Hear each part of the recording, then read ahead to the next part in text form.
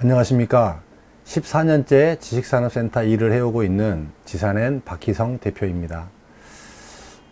오늘 이 영상에서는 최근 굉장히 인기 있는 지식산업센터를 투자하셨을 때 꼭 주의해야 할 점에 대해서 한번 짚어보고자 합니다. 먼저 제가 이거에 대해서 5가지 키워드로 한번 나눠보았는데요. 첫 번째는 검증된 곳을 선택하라. 두 번째는 객관적인 비교 지표로 정확히 비교하라. 세 번째는 수익률의 숫자에 속지 말라. 네 번째는 분위기에 휩쓸리지 말라. 다섯 번째는 투자는 쉽지만 되돌리기는 어렵다. 이 키워드로 제가 지식산업센터를 투자하시는 분들에게 어떤 부분인지에 대해서 한번 이야기를 나눠볼까 합니다. 첫 번째, 검증된 곳을 선택하라. 지식산업센터는 서울 시내에 있는 지식산업센터와 서울시 이외의 지역, 이제 위성 경기도 지역에 들어가는 지식산업센터, 그 다음에 새로 신규로 토지가 공급되는 택지개발지구에 들어가는 지식산업센터, 이렇게 3가지 종류로 대략적으로 나눠볼 수가 있어요. 그런데 서울 시내에 있는 지식산업센터는 이미 이제 검증이 끝났습니다. 있는 곳이 정해져 있고요. 중공업 지역 토지에만 들어갈 수 있기 때문에 실질적으로 들어간 곳이 많지가 않습니다. 구로, 금천, 영등포, 강서, 그 다음 성동구, 이렇게가 지식산업센터가 있는 대표적인 지자체입니다. 이곳에는 비교 검증이 가능한 지식산업센터가 있습니다. 그 다음에 서울 위성도시에 이렇게 경기도권에도 상당히 지식산업센터가 모여 있는 곳들이 있습니다. 대표적으로 성남이 좀 많고요. 그 다음에 이제 안양시도 좀 많고, 인천, 부천에도 조금 이렇게 지식산업센터가 많은 편이고요. 안산에도 지식산업센터가 좀 있죠. 이제 이런 정도까지는 이렇게 주변 비교 지표가 있어서 이렇게 충분히 가능한데, 이제 문제는 뭐냐면 택지개발 지구에 들어가는 지식산업센터가 문제입니다. 더더군다나 이제 이 택지개발 지구에 이렇게 지식산업센터가 들어갈 때 또 택지개발 지구에서 최초로 개발된 지식산업센터, 초창기에 들어간 지식산업센터를 투자를 하실 때에는 굉장히 좀 조심하셔야 될 부분이 많습니다. 왜 그러냐면 지식산업센터를 실질적으로 이렇게 보지만 주변에는 아무것도 없는 그냥 빈 땅입니다. 그 주변이 시세가 어떻게 되었는지, 건물이 어떻게 올라갔는지, 그 다음에 이 건물이 올라가서 어느 정도 가치가 되고 이 정도 인프라가 되어서 기업이 어느 정도로 그렇게 유입이 되는지, 이런 부분에 대해서 사실은 하나도 검증할 수 있는 것이 없습니다. 굉장히 좀 어려운 상황에 빠져 있는 거고요. 투자하시는 분들 자체가 그냥 이렇게 판매하시는 분들의 모든 정보만을 의지해서 그 이야기에 현혹이 되어서 그냥 투자를 하시는 이런 우를 범하는 경우가 상당히 있습니다. 이렇게 되어서 실질적으로 이제 택지개발 지구의 모든 건물들이 이제 입주를 시작하고 주변까지 인프라가 개발이 되어서 정말 잘 풀려서 입주도 잘 되고 그러면은 정말 금상첨화겠지만, 그게 안 되는 이게 대표적인 사례들이 실질적으로 최근에 이렇게 포착이 되고 있습니다. 그 사례들 중에 대표적인 사례가 지금 현재 동탄이 그런 현상을 보이고 있고요. 초기에 동탄이 굉장히 분양할 때 분양시장이 굉장히 핫하고 뜨거웠습니다. 그런데 이제 그런 아파트의 분양시장과 이렇게 맥을 같이 해서 뜨겁게 이렇게 분양이 되었던 부분이 있었었는데요. 이로 인해서 이렇게 투자를 하다 보니까 비교 지표 없이 그들의 말을 듣고 이렇게 투자를 하고 나서 현재의 시점을 되돌아보면 굉장히 이렇게 시사하는 바가 크다라고 생각이 됩니다. 이제 투자를 하기는 하셨지만 실질적으로 이렇게 현재 투자 수익을 바라볼 수 있는 이런 상태가 되지 못하기 때문에 굉장히 어려운 상황에 처해질 수도 있다는 것입니다. 두 번째는 이제 객관적인 비교 지표를 통해서 정확히 비교하라라고 제가 이야기를 드렸는데요. 이제 지식산업센터가 이제 실투자자, 실수요자, 실제로 지식산업센터를 사용하실 분들은 어떤 형태든지 간에 상관이 없습니다. 분양을 받으셔서 실제로 자기 자금이 조금 들어가는 부분이기 때문에 실제로 입주를 하시는 분들은 그렇게 분양가에도 크게 민감하지 않고요. 바로 들어오셔서 사용하시면 되는데, 문제는 이제 그 임대 사업을 목적으로 최근에 지식산업센터가 굉장히 그 부분으로 각광을 받고 있고 또 그쪽으로 많이 어필을 하다 보니까 이 부분에 대한 대비가 분명히 필요하다라는 것이죠. 근데 이제 이 부분을 가장 크게 이렇게 말하는 사람이 가장 크게 속이는 부분 중에 하나가 뭐냐면, 임대가라는 것 자체는 그 지역의 시세가 임대가가 얼마를 받느냐에 따라서, 만약에 그 분양 면적이 10평인데 평당 임대가가 만약에 3만 원이라 그러면 30만 원의 임대료를 받을 수 있습니다. 근데 이 부분을 검증이 된 곳과 검증이 안 된 곳의 차이가 굉장히 크다라는 것입니다. 실제로 받는 거는 2만 원밖에 받지 못하는데 이거를 3만 원을 받는다, 3만 5천 원을 받는다라고 이야기를 합니다.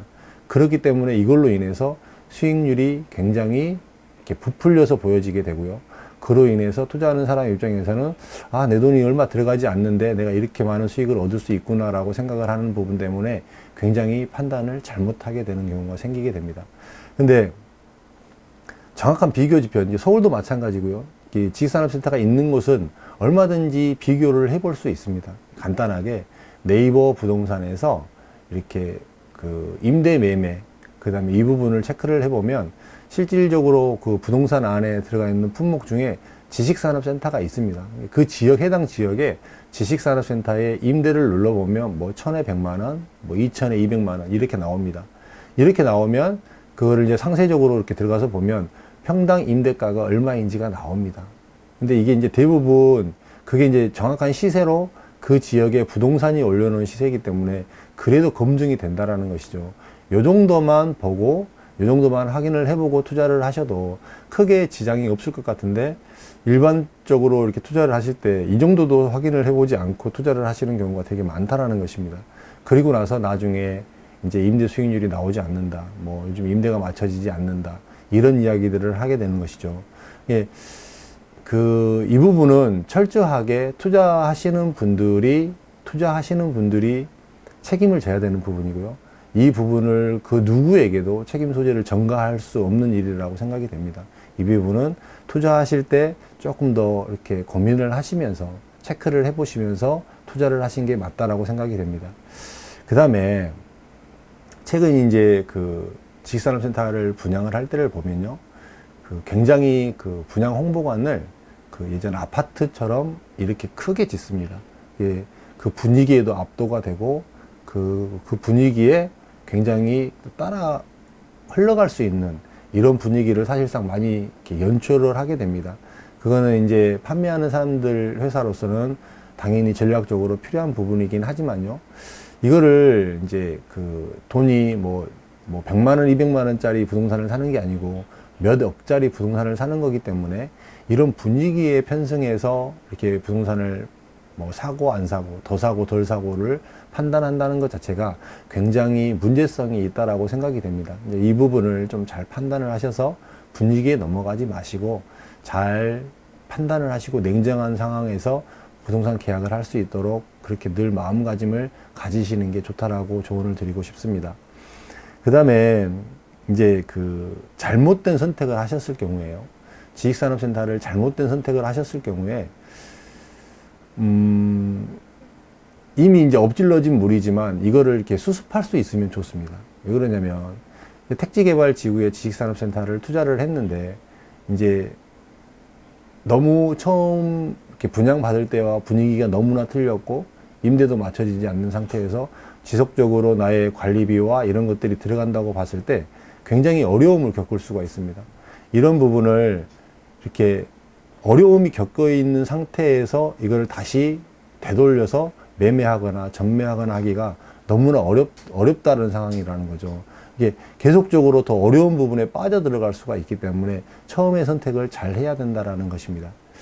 지식산업센터는 사실 이제 그 투자하실 때 검증된 곳을 투자하시라고 제가 이야기를 드렸던 이유는 뭐냐면, 이런 부분이 최소한 그 리스크가 없기 때문에, 이런 부분에 있어서 최소한의 방어 장치는 되는 정도가 되기 때문에 검증된 곳을 선택하라고 이야기를 드리는 것입니다.